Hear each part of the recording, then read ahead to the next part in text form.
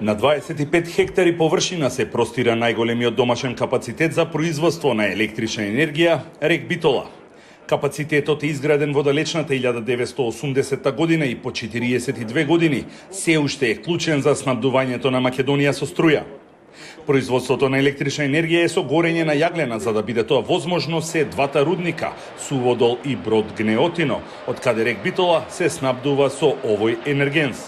Се наоѓаме на најдолната точка на рудникот Суводол, 130 метри под првичниот површински ископ. Јас буквално стојам на јаглен.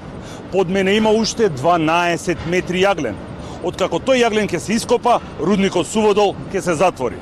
Проценките на надлежните овде во рек Битола се дека јаглен во Суводол има за уште 8 до 9 години. Дневната потрошувачка на јаглен, кога комбинатот е во полн погон со 3 блока, е околу 18.000 тони, односно 6.000 тони јаглен по блок. За да се продолжи рокот на употреба на рек Битола, ЕСМ отвара уште еден рудник, Живојно, од каде надлежните очекуваат испорака на 1 милион тони јаглен годишно, кои ќе ги надополнат постоечките 4 од Суводол, односно 1 од Брод Гнеотино. Меѓутоа, на овие капацитети веќе им се гледа крајот.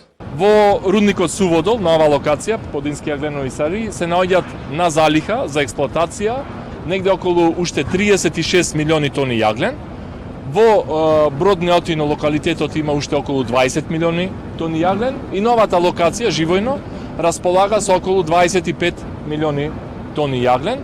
Значи, сите количини на јаглен овозможуваат сигурно и стабилно работење на комбинатот рек Битола во наредните 10 до 15 години.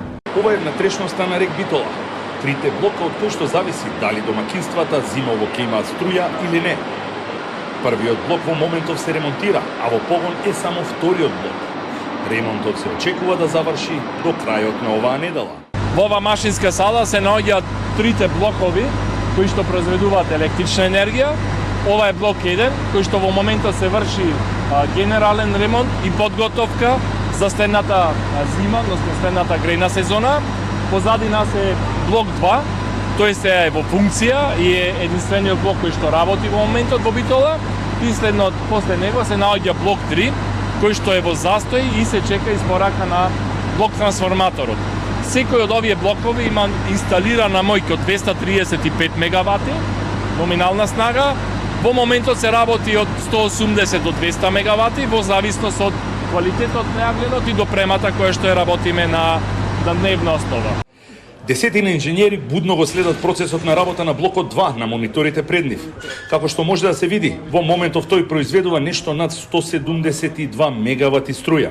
На депонијата во комбинатот во моментов има околу 200.000 тони јаглен залиха, кои надлежните ги дополнуваат со јагленот кој се увезува од Албанија и Грција и се меша со домашниот, за да биде зголемена калоричноста. Ова што го гледате зад мене е разладната кула на третиот блок. Од другата страна се наоѓа трансформаторскиот блок. Тука, во ноември, треба да се монтира делот кој што беше уништен во хаваријата во ноември минатата година, со што третиот блок ќе биде во функција, а од разладната кула зад мене ќе почне да излегува пареа. Директорот на ЕСМ Васко Ковачевски и раководството на рек Битола се уверени дека во предстојниот период капацитетот ќе работи со максимална сила и ќе ја испорача бараната количина струја потребна за домакинствата, училиштата и околу 72.000 компании.